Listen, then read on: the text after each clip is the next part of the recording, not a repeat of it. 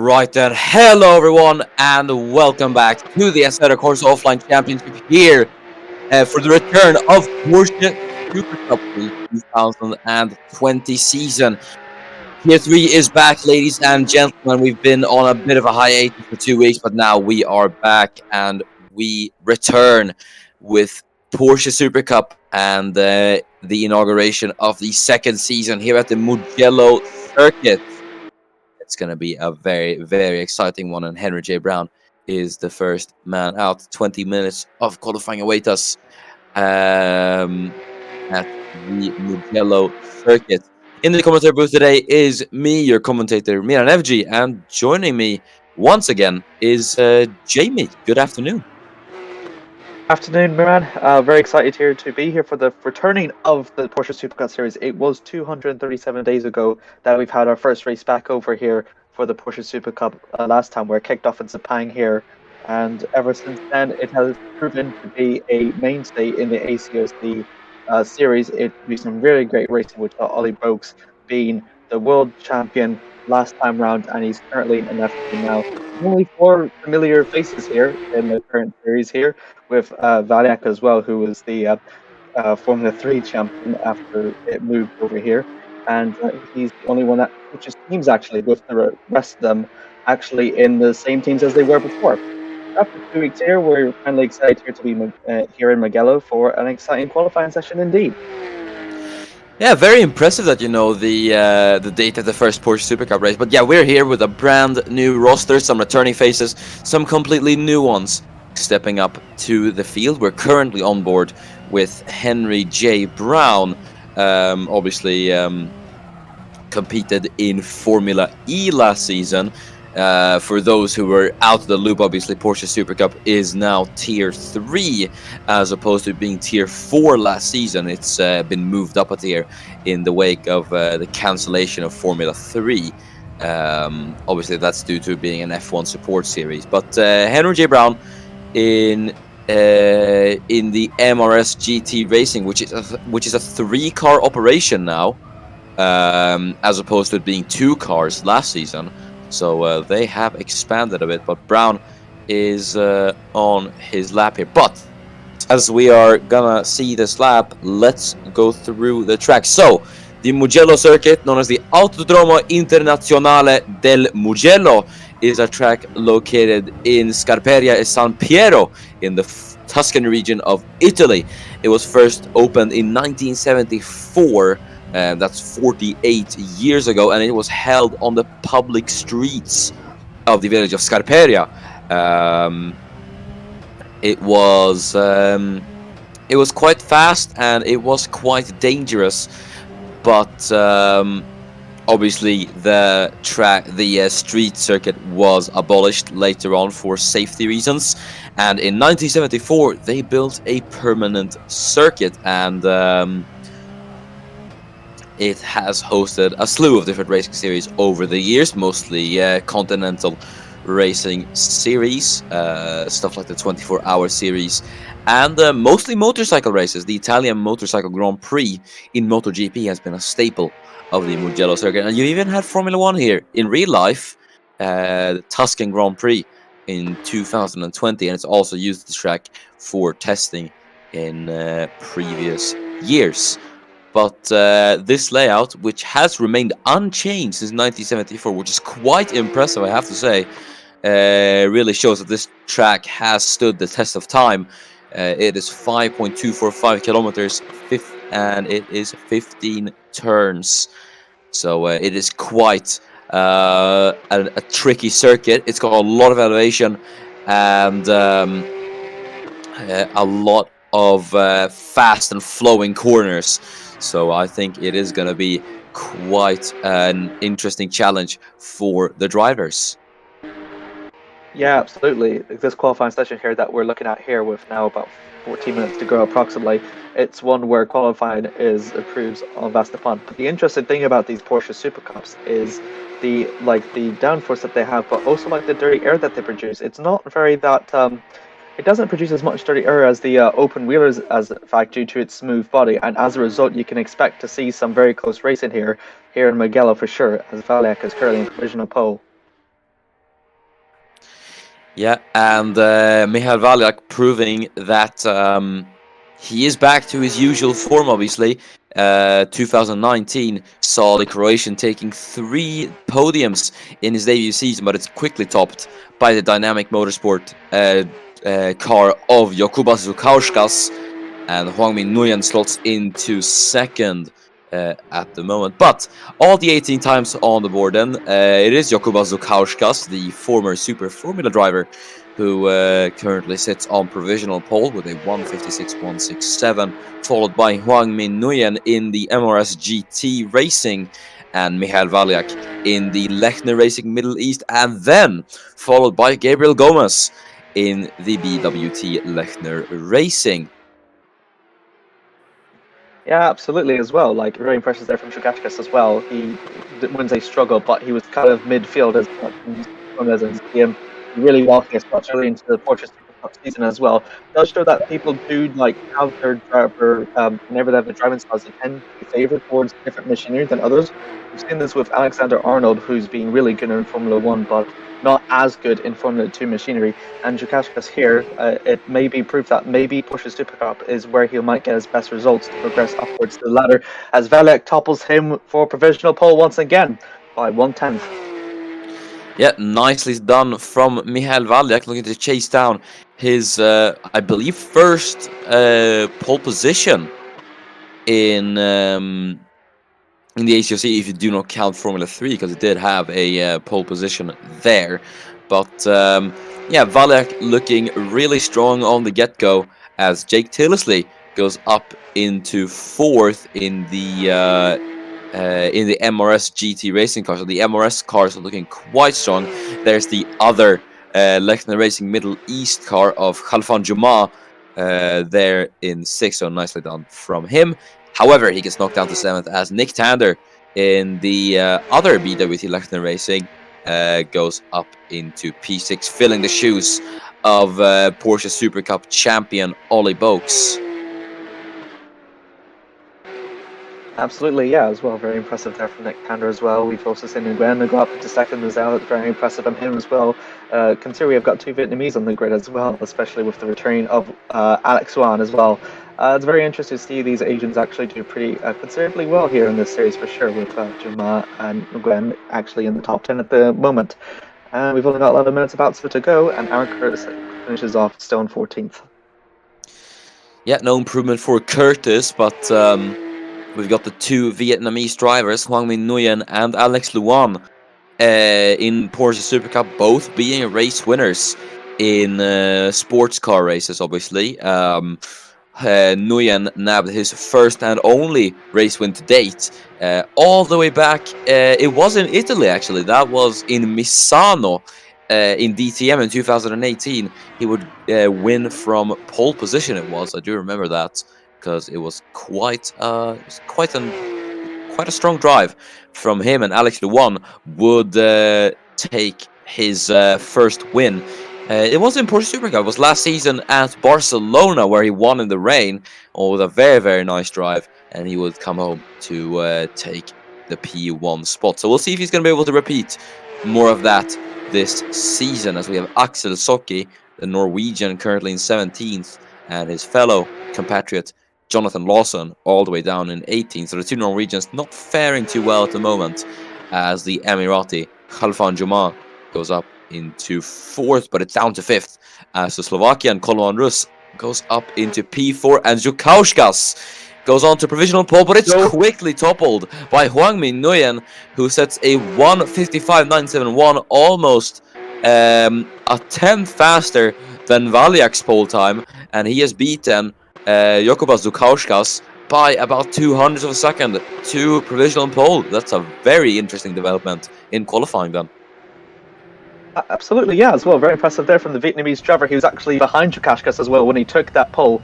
He probably must have gained all that time there on the back straight from using the down for the clean air of Chukashkas as well to take that pole as well. And he's benefited very hugely from it as well by like 3 100ths around. So yeah, very impressive there from Nguyen for sure as well. Grantley King then, who makes his Tier 3 debut or I shouldn't say that if you don't count Formula 3. I don't really count Formula 3, it was 3 races, but Grantley King in Porsche Super Cup now. This track holds very good memories for the man from Barbados, as he clinched the WTCR title here last season. Actually ended up in a tie, making it the closest championship we've ever had in the ACOC, but King obviously would go on to win it on countback. So yeah, good memories for Grantley King. We'll see if he's gonna be able to repeat his successes in Porsche Super Cup. But currently it's P9, just behind Gabriel Gomez. Absolutely as well. We can see him riding on board here. He needs to take these corners, and they're very good as well. As we've mentioned before, the profile of Mugello is a rather interesting one of that. It's one of the few tracks that's full of medium to high speed corners as well, and then followed by one very long straight here for the Porsche Super Cup.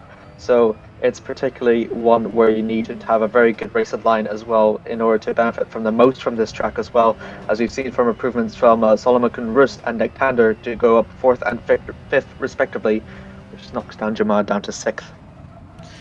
Yeah, nicely done from Russ and Tander, Nick Tander as well, up there in the top 5. So not bad effort from him so far. But we're gonna see Grantley King then, as the WTCR champion, cross the line. Where can he go? And it's up to 7th for Grantley King, so not bad at all from the man in the Fach Autotech car. So yeah, pretty strong lap from him, but he is not the leading Fach Autotech car. That will be Coleman Russ up in 4th. Here's Gabriel Gomez then, the lone Brazilian in Porsche Super Cup. We used to have 2 Brazilians in the series last season. You had Gabriel Gomez and Jose Lucas as well, who went up to finish 3rd in the standings. Currently, though, unfortunately, Lucas sits as a free agent. Gabriel Gomez, though, continues his tenure in Porsche Super Cup. For the Brazilian fans for the Porsche Super Cup, they'll remember the fond memories that Jose Lucas took a heartfelt home win actually in the final ever race of the Porsche Super Cup in 2019. That was 140 days ago as well, which saw Lucas win that race as well in a very heartfelt way. And hopefully Gabriel Gomez can replicate his compatriots' successes here in the Porsche Super Cup, as he doesn't change and stays in 9th. Was it really that long ago? I don't remember it being that long ago. My goodness, time really goes by fast. But It was. yeah, wow. But yeah, Porsche Super Cup, a series loved by many last season. We've had a lot of positive reception, obviously bringing this series back, and I have to say it produced some absolutely fantastic racing last season. For those of you who were there for it, we had some brilliant racing action, a lot of close battles and a lot of close finishes, and it was a really great series. So I think we should have a really solid season of Porsche Super Cup.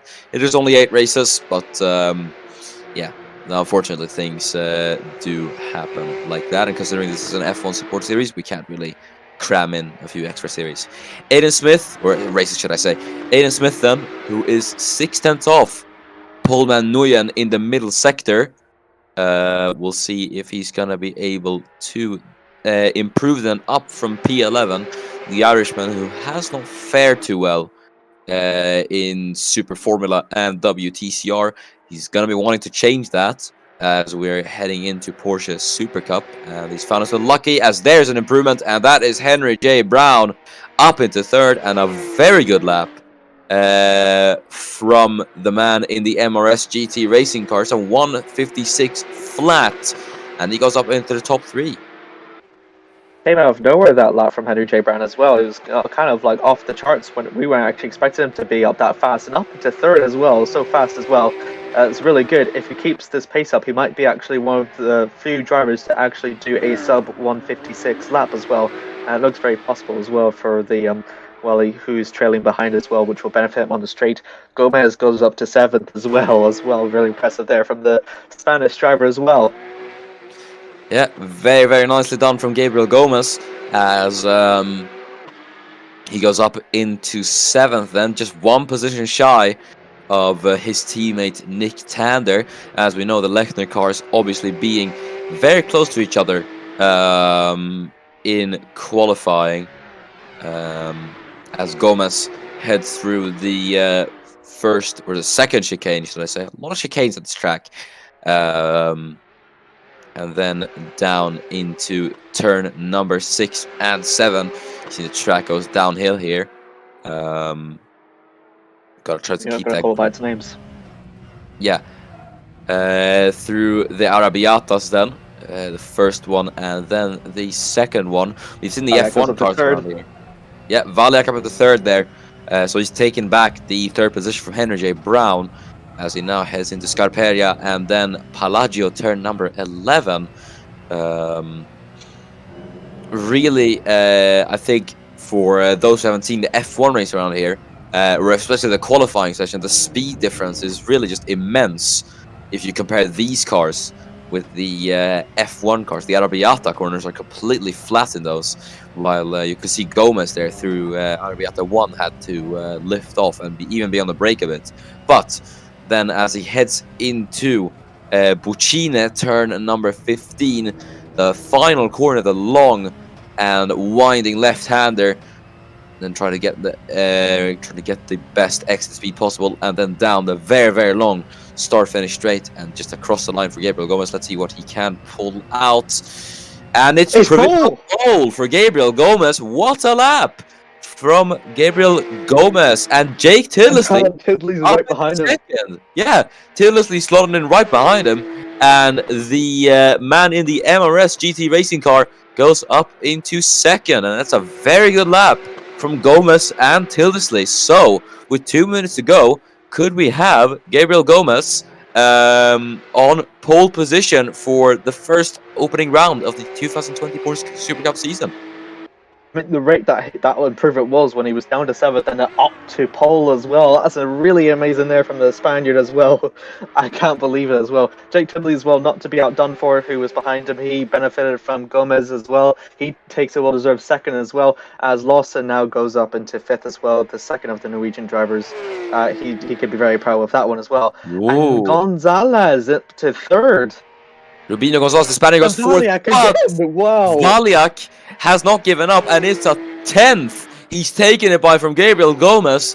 The short-lived P1 spot for Gomez has been usurped by none other than Michael Valiak, as he sets a 1:55.804. That's a brilliant lap from Valiak once again, and I think that might just do it. And just as I say that, Henry J. Brown across the line, that's 3/10 he's improved by, and he has gone on to provisional pole, and now he's looking to be the one to take provisional poles. Porsche Supercup already in qualifying, we're having an absolute thriller. In the span of 30 seconds, we've got 3 pole changes as well, both of them outdoing the last as well. I think some of them might be on their final run, so do not count them out as well for a pole. I think they'll still might be pushing, trying to cement their first ever pole position, as we see Aaron Curtis, the Irishman, currently is in 9th at the moment. But yeah, with these dire moments, everyone's going to be looking to cement their mark as the first ever Porsche Supercup 2020 pole sitter here in Mugello.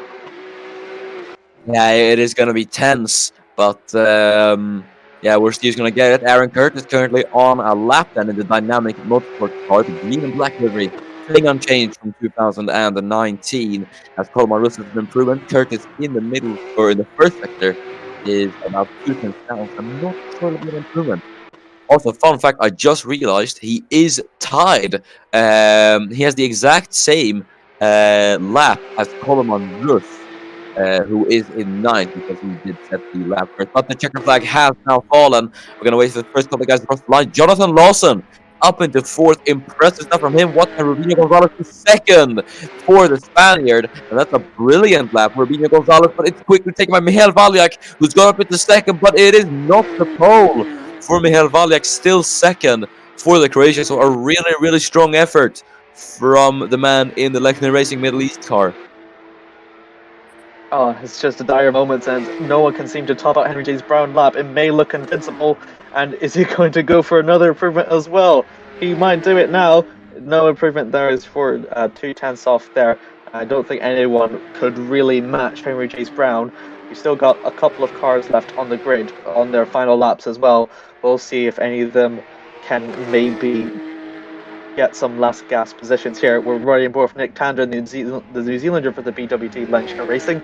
Crosses the line with no improvement in sight. And also no improvement there from the one behind him as well. All the others in and to the pits. Alexander Wan is not sure if he'll be able to finish it off. Yeah, I think he's gonna have time though. But the Martinet team not looking too good at the moment. And yeah, Luan is coming into the pit lane. Luan's gonna be 17th with Pongchanok Chow Shynot all the way down in 18th. So it's gonna be a lot to do for them in the race. Coleman Rusto is gonna finish up his lap. Let's see where the Slovakian can go as he goes across the line. And it is gonna be P6 for Coleman Rus. Very nice lap then from the man in the FAC Autotech car, as Chow Shan is going to try to get himself out of last position, but unfortunately cannot. And there it is. It is going to be Henry J. Brown on pole position for the opening round of Porsche Super Cup at Mugello. I mean, that was probably a really exciting qualifying session for a Tier 3 series as well. We have seen so many pole changes and then, like, so many incredible performances as well. Even the ones that we saw incredible, like, in the first few minutes, and now the positions where they are now. I mean, it's already impressive, and it shows here why this talent here is like, not to be outdone by. They're absolutely amazing. And by sure, Henry J. Brown could be really proud with that pole position. Definitely, and it's a long time coming for him as well, considering DTM all the way back in 2018. But enough talking about that. Let's go down to the grid and take the starting spots then. I'll take the top 10 and then you'll take the rest. So on pole position for the first time in his career and taking the first pole of the season, it is Henry J. Brown. The number 15 MRS GT Racing will line up in P1, and accompanying him, looking very, very fierce in second position, it is Michael Valiak in second for Lechner Racing Middle East. Rubinho Gonzalez, the Spaniard, lines up third with the Brazilian Gabriel Gomez, a brilliant fourth for him. And then it's Jonathan Lawson, the WTCR driver, who's filling in for Alexander Arnold for 3 races, lines up in P5 with Coleman Rus in 6th position. And that's Jake Tindersley in 7th with Huang Min Nguyen in 8th. Then it is Jokubas Zukauskas. Impressive qualifying for him as he lines up 9th with Aaron Curtis lining up the top 10. Nick Tander, who drives the number 1 car, will be starting in 11th. That's too many ones there. Axel Zawacki, the second of the Norwegians, is down in 12th. Kyle Fincher could be a bit disappointed with that, considering his teammate is in 2nd. He starts in 13th. Grantley King from the Barbados driver, the only one from Central America, he starts in 14th. Followed by Ekri Nit from the Estonian driver, he starts in 15th. 16th is Aidan Smith, the second of the Irishmen, he starts over 16th as well. Ax Nguyen as well, the second of the Vietnamese, he starts in P17. And the Soltide driver of Chon Chinat is in 18th, in a distant 18th to be in fact. Yes, so let's go down to the grid then. 19 laps of Porsche Super Cup racing await us then, as it's going to be Henry J. Brown on pole as we have 6 lights. And we're underway here at Mugello, as he's immediately going to be side by side with Henry J. Brown heading into San Donato, as the two are going to be wheel to wheel there. Good start from Gonzalez as well, covering off Gomez, who's going side by side with the MRS GT car of Axel Socki, who's made his way up. I think that's Jonathan Lawson, as there's Valek running wide. Yeah, he's run wide, and Brown is thus going to keep the lead of the race. Heading into turn 2 and 3, there is, I believe, Lawson, who's made his way up into 2nd from P5. Absolutely brilliant start from the Norwegian, as he's going to get Valiak into Borgo San Lorenzo, and a fantastic start from him, as Gonzalez is now running in 4th there as well, though Valiak is going to retaliate for 2nd position then on the inside line into Casanova. He can't make it stick though, and thus Lawson will keep the 2nd, but Henry J. Brown has built up an absolutely monumental gap so far. Oh, Gonzalez! Oh god, he's on the Oh, he nearly lost positions there.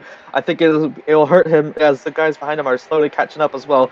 Gomez is in a battle with over there for trying to maintain his P6 actually to be in fact as well. But yeah, that was impressive racing there. Nick Tanner did everything that he could to maintain that slightly bad start-ish, but Lawson as well, not to be outdone for the really great performance there from him as well. He could be proud with that as well. And I have to say, considering he's been out of racing for the first couple of races in this season, it's a really, really impressive performance from Jonathan Lawson so far, as Jake Tillisley now goes side by side with the dynamic motorsport car. I do think that is the timing boards are a bit wonky at the moment, so we can't really see, but there is Nick Tander, who's going to go side by side with Tilsley, heading into the final corner. Is going to be there on the inside line. Tilsley runs wide, and that should give Tander the better opportunity heading down the start-finish straight, and he gets it done on Tilsley. Nice, clean, and simple move. But as we head on to lap 2, now the timing board is fixed, and it is going to be, I think, it's going to be Brown in the lead of the race. Tander, though, is already lining up a move there on the inside line of Curtis, as the two are going to go wheel to wheel up there. Yes, Tildesley running wide, but the two are going to go wheel to wheel, and Tander and Curtis, as Nick Tander's there on the inside line. What a race he's having so far, as Curtis is there on the curb trying to make the move stick.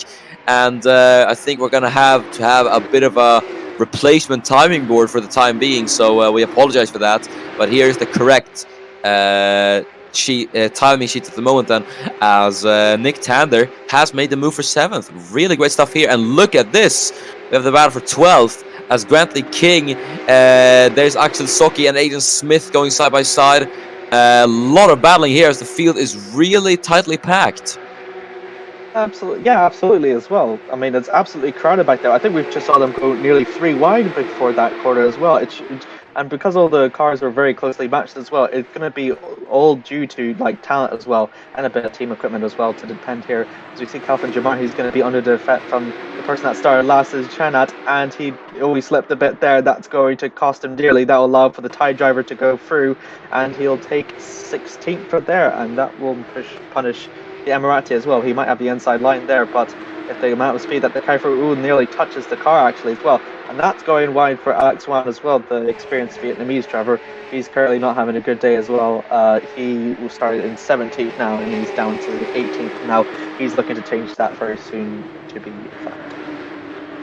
Yeah, a nice little battle there, as we look at Henry J. Brown, the race lead. There is Jonathan Lawson running in second, a brilliant second, but I think he is going to come under pressure from Michael Valiak, who is in third. Valiak, though, might have to watch out for his former teammate in Porsche Supercup, Rubinho Gonzalez, in fourth. One has decided to stay teams, the other has decided to move. As there is Curtis. Just keeps the car in. Yeah, just keeps the car on the track. They're running a bit wide as he's trying to chase down Nick Tander in 7th and trying to get back that 7th position, as we are on lap 3 out of 19. Nice to see the lap counters at least working at least.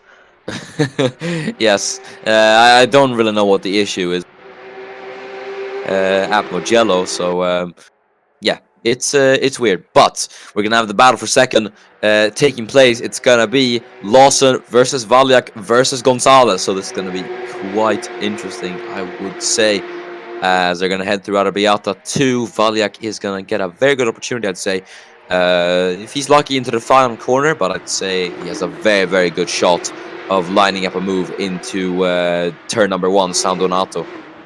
You can see in the background where Henry J. Brown has just left as well, and then you can see in the background is there, I think that is Gomez and Tander as well in the back there, so this is going to be a 5-way battle really for second place as well. As you can see, Gonzalez tries to have a look around Valiak, but he's going to keep it as well. Maybe the opportunity will be on the straight as well.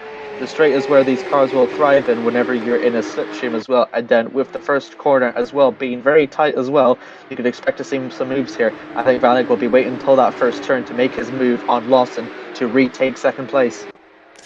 Indeed, as we're now going to head down the start-finish straight. Henry J. Brown, all this battling obviously that these guys had for second place, in lap 1 has really just allowed Henry J. Brown to pull a massive gap, and he's just thriving there. As we see, he's at the fastest lap of the race. Into turn 1 though, Valiak not close enough to try anything, so he's going to stay where he is at the moment. Gonzalez there will stay behind as well, and now we got some of these guys. You got Nguyen and Gomez getting in, but there's Coleman Rus running wide, and as he's going to try to overtake Jake Tidlessly, the move has been unsuccessful for Coleman Rus, and he will stay in 10th, and this brings the Lithuanian Jokubas Zukauskas just a tiny bit closer to the points. Yeah, it's kind of interesting to see the drivers. Well, there's been 3 incidents we've seen of off track on that first turn as well. I think it's probably due to the steering, or in fact taking too much speed actually whenever on the outside line, that there's no way that the driver can actually recover, and then eventually goes into the grass. So Coleman Bruce will be a bit disappointed with that. He should hopefully some game positions if he's more careful next time. As we've seen out there, that is Gonzalez getting a bit of... this is gonna kick off a few things. Nguyen is gonna run wide. Gomez is gonna try to go for it, as Nguyen, I think, had to do some evasive maneuvers, but Gomez has kind of compromised himself there on exit, so nothing's really come out of this, unfortunately, for Gabriel Gomez. So he is gonna remain in 6th position for the time being. Look at this train though. Behind Coleman Rus, as Zukauskas is going to try and move on the outside line. King runs a bit wide in accordance. I think he's trying to follow Zukauskas there, as Axel Socki might try to take advantage of the WTCR champion, running a bit wide into the final corner, though no moves tried yet. As Henry J. Brown once again, the fast lap of the race for the Portuguese driver. Really strong showing for him so far. Yeah, the outside line of that track seems a bit suicidal though. It doesn't seem to get as much speed as the drivers hopefully are. I'm not sure what the problem is in regards to the drivers whenever taking this line. As we can see now, right in the form now, Zukauskas is going to look for the move inside Coleman Rus now. Rus is going to go wide. He's going to take a bit of the grass. That'll allow for Zukauskas to get into P10. And King is having a look there on Rus as well on the inside line. Nothing comes out of that though, and this brings not Grantley King. This brings Axel Socki closer, and Smith though is going to try and take advantage of this. He's going to try to go round the outside of Axel Socki, but the Norwegian's going to hold it on the inside line. Smith dips a wheel into the grass though, and this is going to cause a bit of a domino effect. Here comes Erki Nytt, his teammate in the other Team GP Elite car. Unfortunately though, he can't try anything, so the 2 teammates will stay in position. You were right about the domino effect. It's just whenever someone goes wide, then it's going to cause a chain reaction in the back.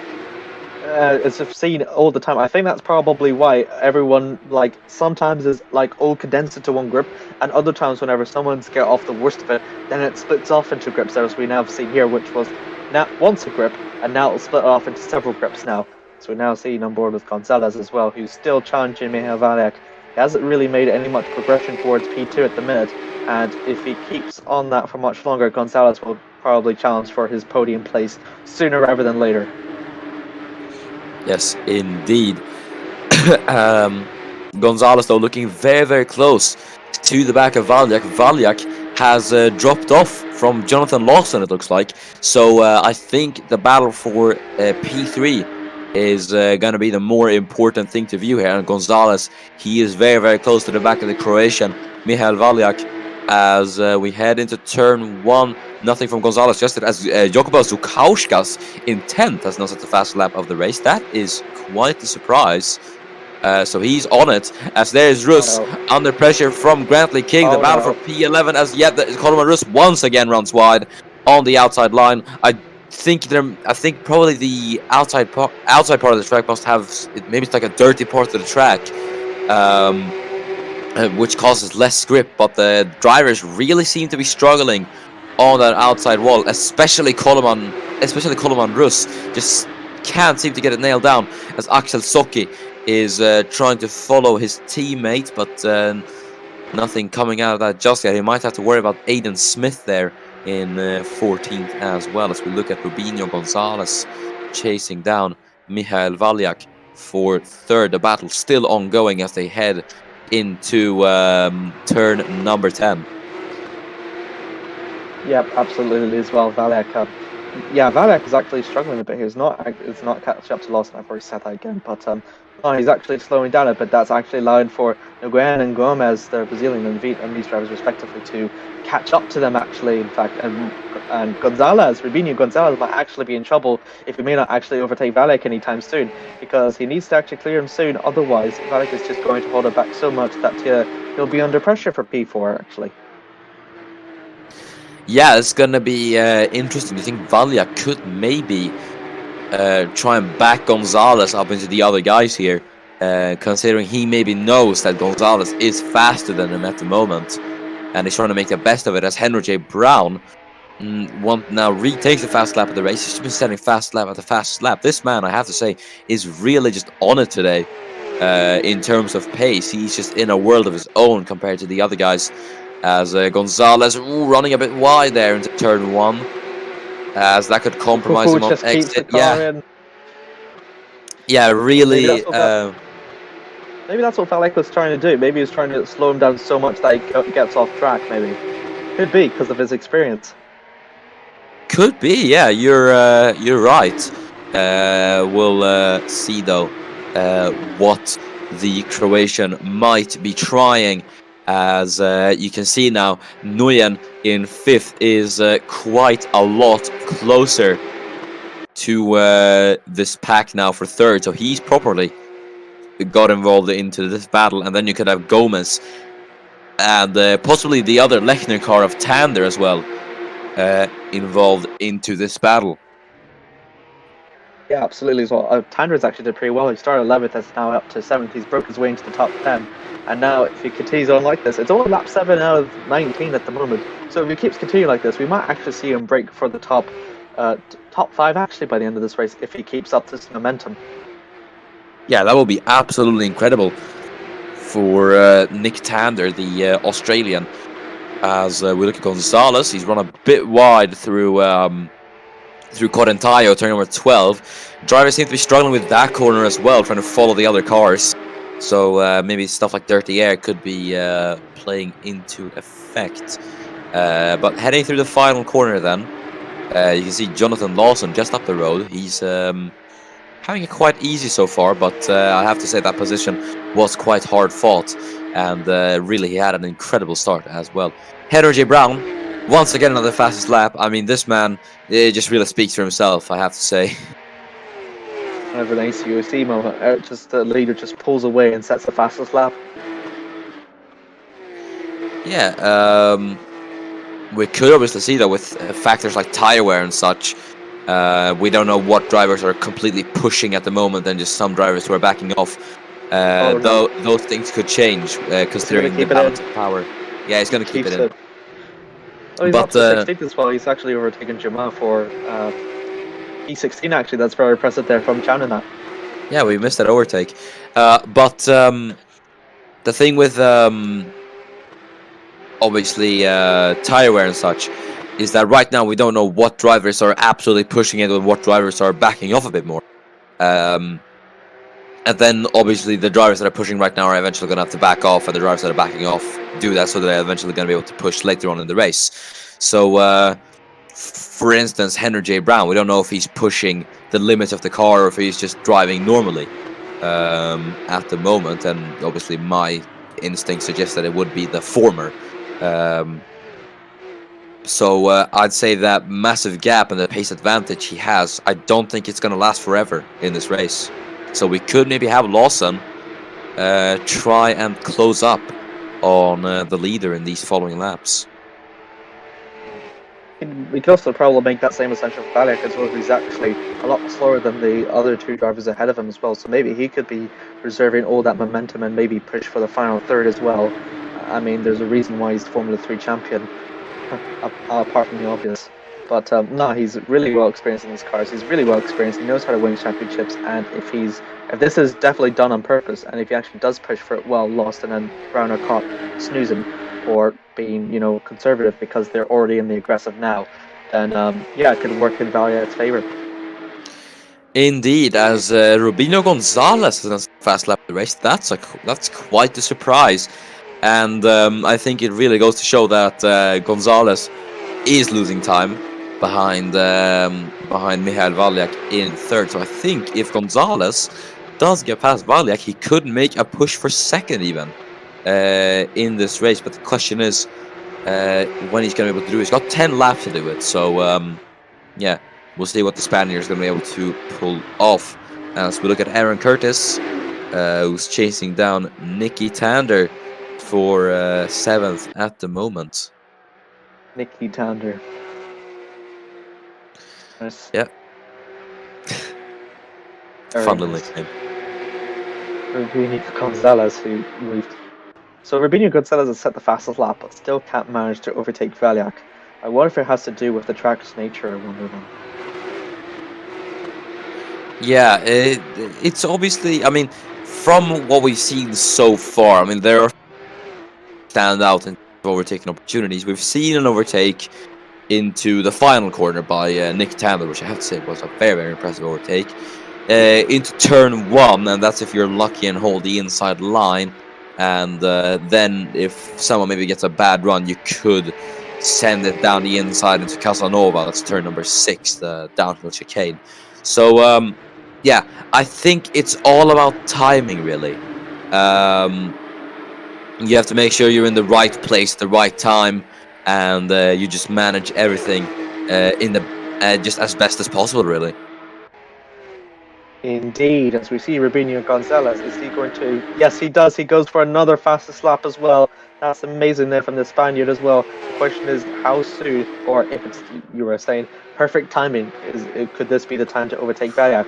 He goes a bit too deep into the first turn, and that might actually hinder his progress, actually. Yeah, he did go a bit deep into turn 1. But yeah, Speaking of progress, Valyak has actually closed up to Lawson. So yeah, that could either be Valyak starting to pick up the pace or Lawson dropping off a bit. So that could spice things up. We could potentially have all these guys, Nguyen, Gonzalez and Valyak, be roped into the battle for second, and then we have another little pack here. We have the battle for 6th between the 2 Lechner cars of Gomez and Tander, and then Curtis in 8th. So this could be very interesting.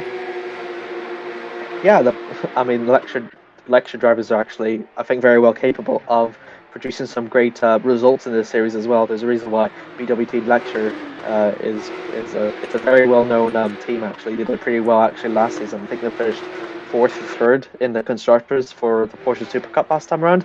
And yeah, I think they'll be able to. I think Tander and Gomez will definitely give them a run for their money as well. So it'll be interested to see how that fight will turn out as well. This one right here with Gonzalez, Valyak, and eventually Lawson still there in the foreground, as you can see, as the camera just as Lawson just goes past as well. Valyak is actually closing up to Lawson, and very slowly but very surely as well. And he's got about nine laps now to do it. And I think it's doable. Definitely doable. I would say that is. Gonzalez has a lot of pace. Valyak trying to make his Porsche Cup car the widest one in the world. Yep, wow. Fast lap again for Rubino Gonzalez. This man, he has got the pace. But he's just been stuck behind Michael Valyak. And I can assure you, as a driver, when you're just so good on the pace, but you're struggling to get past another one, it really is frustrating. I can imagine Gonzalez must be feeling quite hot-headed at the moment. But yeah, I'd say it's just about keeping calm and being patient. And eventually, you'll be able to slip past the driver. We've seen that in so many instances in the ACOs before. It's just all about patience and finding the right moment. It's interesting, though, to see Gonzalez setting fastest lap after fastest lap, though. He's clearly been very aggressive while behind Valyak, but we can see Valyak was conservative in the first half of the race. But now with Valyak going a bit more aggressive, how much more aggressive could Gonzalez go before he has to go conservative? And then, Valyak is already now slowly starting to pull away from Gonzalez because we've seen him catching up to Lawson now. Gonzalez already being so aggressive to Valyak and not making it work. should he have been conservative when Valak was conservative, and then that will allow him to push up into the top three, I wonder. And more of this may actually be a big blow for Gonzalez's race. Yeah, I feel like Valyak might be, obviously, we've discussed this before, and I think Valyak might definitely be trying something here on Rubinho Gonzalez. Either way, what he is trying, if he is or isn't, it sure is working, because it is holding Rubinho up quite a lot. If he's setting fast slaps at this rate, he would have been up with Henry J. Brown had he gone past Michal Valyak maybe like 4 or 5 laps ago. That's maybe a bit of an over assumption, but I think you get what I mean.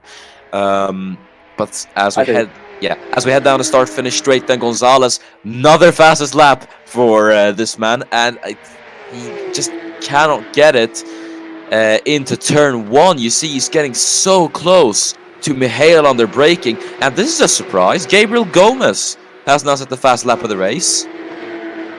Maybe he's performing under pressure here, as Tander and Curtis were chasing him down earlier.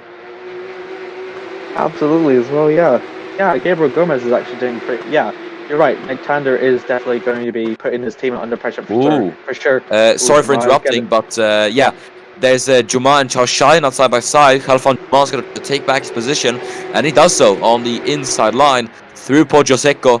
And that is going to be Khalfan Juma back into P16, as you have the two Team GP Elite cars as well, Smith and Nut. I think they went at it for a bit as well, but none of them swapped positions. As we go back to the battle for second, Nguyen seems to have dropped off a bit from these two guys, and that's understandable because Gonzalez looks to be absolutely on it right now. Yeah, battle for third, not for second. I know the board is a bit confusing, but I understand there. Yeah, actually, you're right.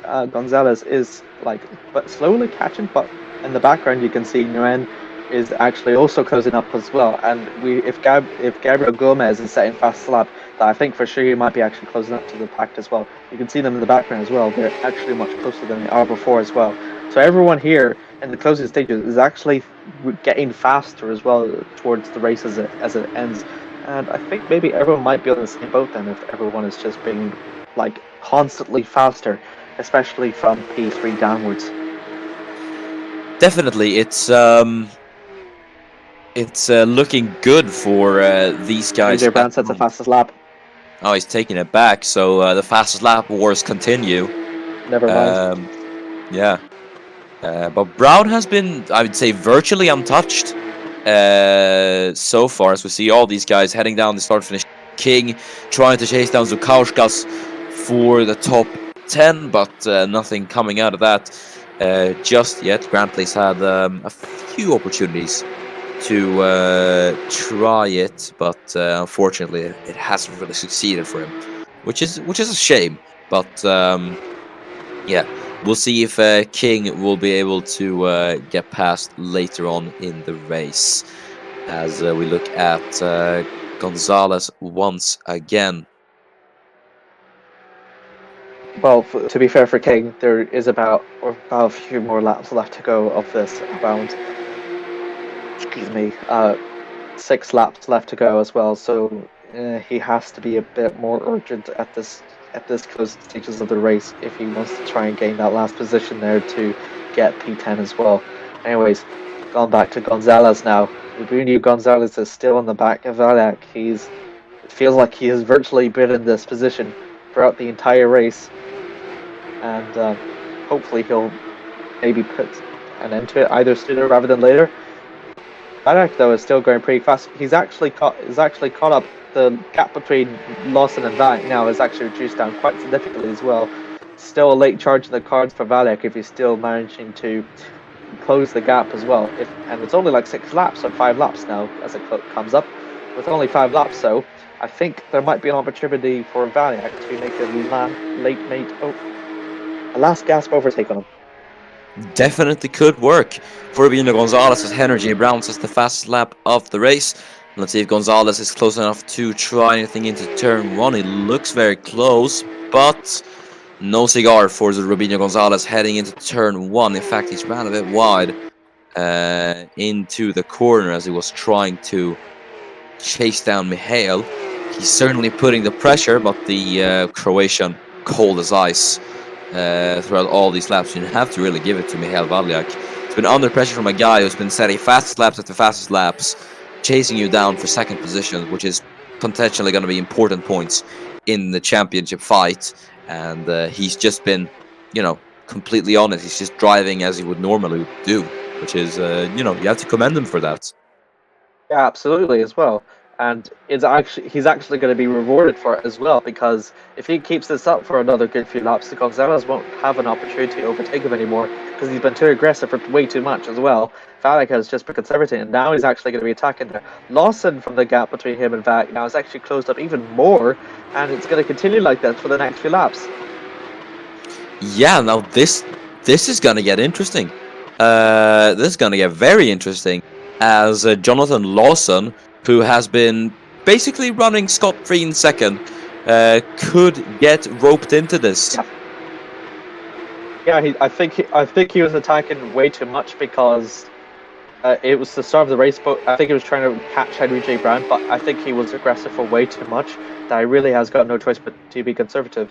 And now it's going to pay a hefty price for him now, as he's now got Valiak, who, keep in mind, was defending from Gonzalez, who was saying fastest lap after fastest lap, as now is a chance to take second away from Lawson, and I think Lawson might be in trouble here.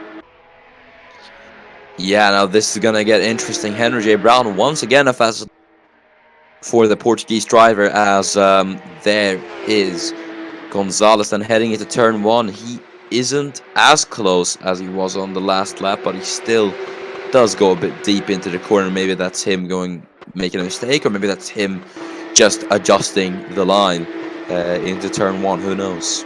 He's trying to. It's the driver's line to always try and have a look on the outside line, because sometimes they think it's the fastest one, and we have seen overtakes on the outside line actually work. But on the other hand, it can go drastically wrong.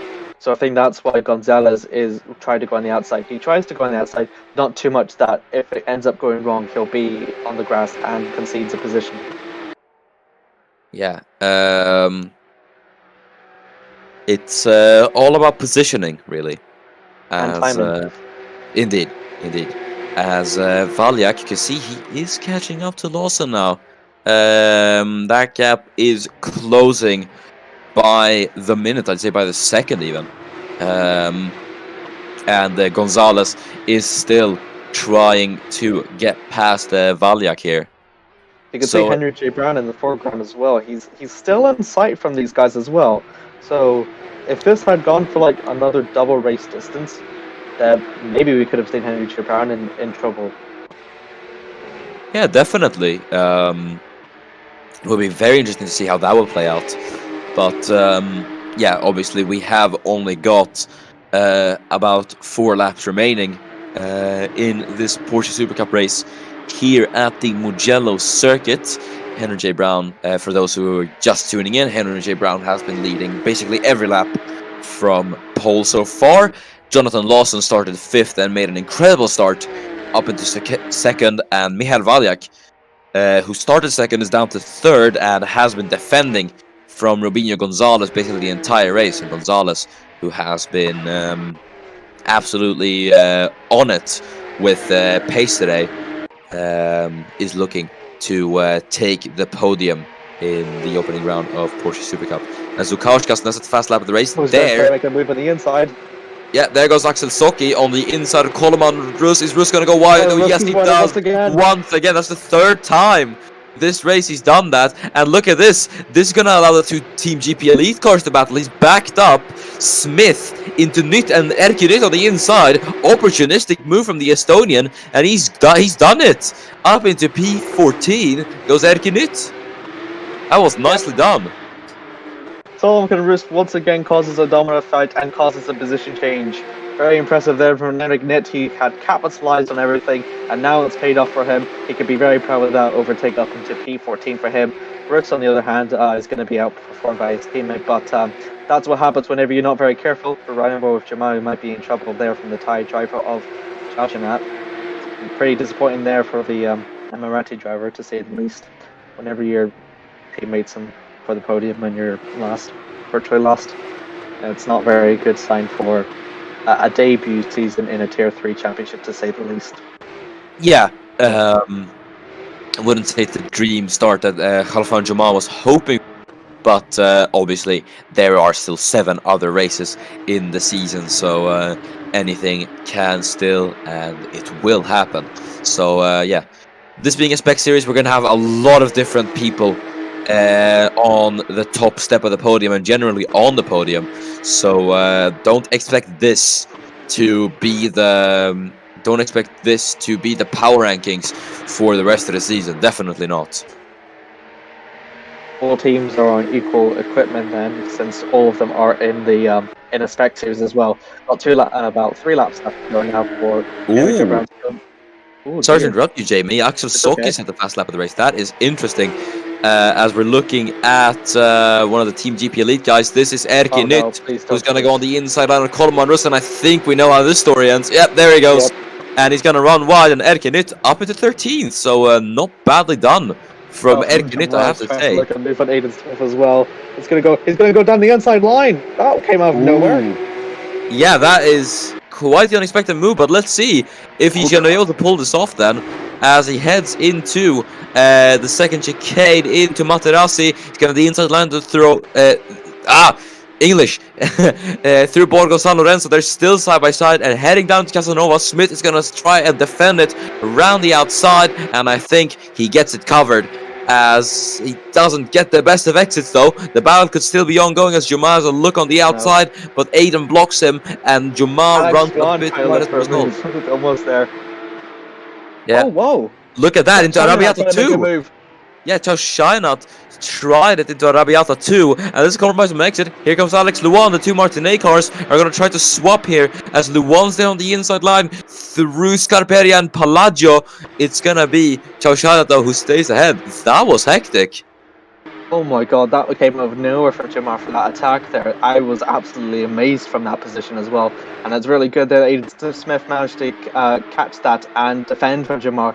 Chona and Luan. Luan has been like almost sleeping. He tries to make it overtake from Chona to no avail, but that was still an incredible attempt there as well. We've got about 2 laps to go now. Yeah, it's going to be interesting to see what is going to happen as Gabriel Gomez chasing down Huang Minh Nguyen for P5. You can see how close he is to the back of the Vietnamese driver. He's really itching to get that 5th place in this race. And as you said, we've only got 2 laps to go, so Gabriel is going to have to wrap it up shortly. But then the battle for second has... Yeah. Yep. The battle for second has properly commenced. Valjak, who's been on the defense all these laps, it's finally going to turn into offense for the Croatian, quite possibly, as he is now on the back of Jonathan Lawson. But he is going to have to be wary of this, because one little mistake and you could see Gonzalez slipping through for the podium.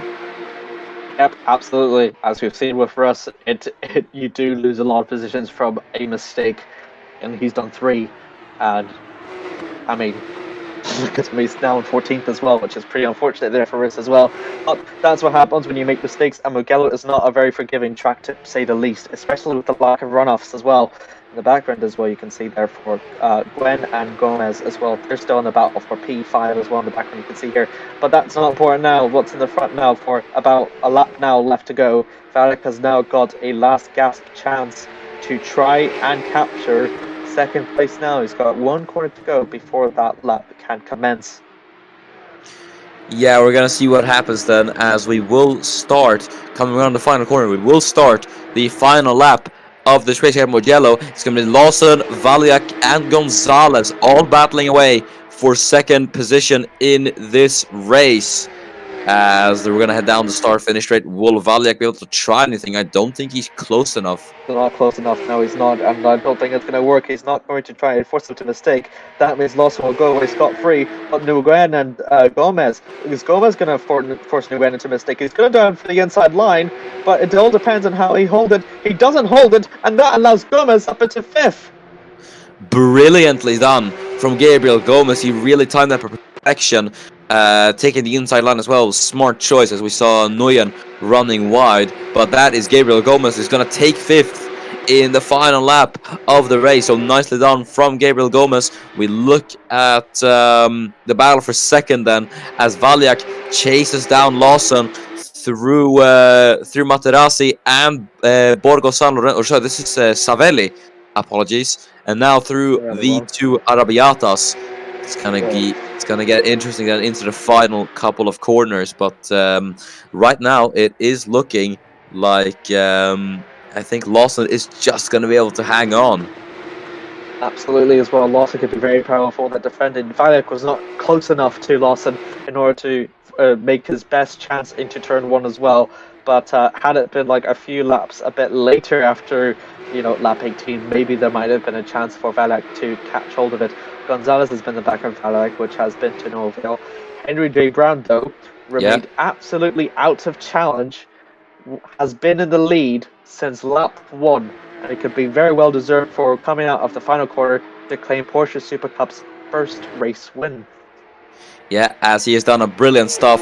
He's done a brilliant job in this race, and now he will see the check. Henry J. Brown wins the opening round of the Porsche Super Cup here at Mugello, and what a drive from the Portuguese driver to claim his first ACOC victory. Jonathan Lawson on return will claim his first ACOC podium, and in what fashion as well. That was absolutely wonderful from Jonathan Lawson. Or sorry, this is his second podium, apologies. Second podium in the ACOC, and Michael Valiak once again hitting the ground running in Porsche Super Cup, and that is it. Let's go through the finishing order then. So I'll take this first page, and then you'll take the second. So Henry J. Brown then, he wins the race here at Mugello. Now writes his name into the list of race winners in the ACOC. Then it's Jonathan Lawson who will take a brilliant second, with Michael Valiak taking third, close third from Robinho Gonzalez in fourth. It's a shame for the Spaniard that he couldn't do better, but sometimes that's just how it ends up. Gabriel Gomez finishes fifth, just taking it from Juan Min Nguyen on the final lap, as Nguyen finishes in sixth place with Tander in seventh, and then we have Aaron Curtis finishing in eighth with Jake Tillisley in ninth, and then Jokubas Zukauskas in 10th. Bradley King from Barbados comes back in 11th, which is a bit sad for him. Askel Soki of the second of the Norwegian drivers comes in 12th. Erki Nit from Estonia comes back in 13th. He could be pretty proud of that after overtaking his teammate. Koloman Rus is in 14th. It's a bit of a disaster there from Slovakia and having four mistakes in the race, actually. Ian Smith, the second of the Irish, comes in 15th. Calvin Jamar can be a bit disappointed with that considering his teammate performances. The MRT is 16th. Chao Chin Nat is in 17th, but he can be very proud that he is ahead of his teammate Alex Luan in 18th. The Vietnamese can be a bit disappointed with that given his experience, and there's been no retirements. Yeah, and that is it then for Porsche Super Cup today. Thank you so much for watching. This has been quite the good race, I would have to say. We've had a lot of overtakes, a lot of close fighting, so I would say it's pretty good. Great way to kick off Porsche Super Cup once again, and it is going to be a long season, so I wouldn't say we're able to determine the championship fighters just yet. But yeah, this has been it for the ACOC today. We will return with more ACOC action this week, as Formula 2, I think, which is on tomorrow, will head to the Mugello circuit. So we're not done with this track yet. Formula 2 will come here tomorrow for the Tuscan Grand Prix, and then Formula 1 will come here on Sunday as well for that Tuscan Grand Prix, and then we will have Super Formula on this Sunday at Sepang, which is going to be round number 5 of the championship with 9 new rookies. So a lot of new players entering into the game, which is going to be really interesting. But make sure to stay tuned for that. But until then, I have been Miran FG. I've been Jamie. Thanks so much for watching. The ACOC will return tomorrow with Formula 2. Thank you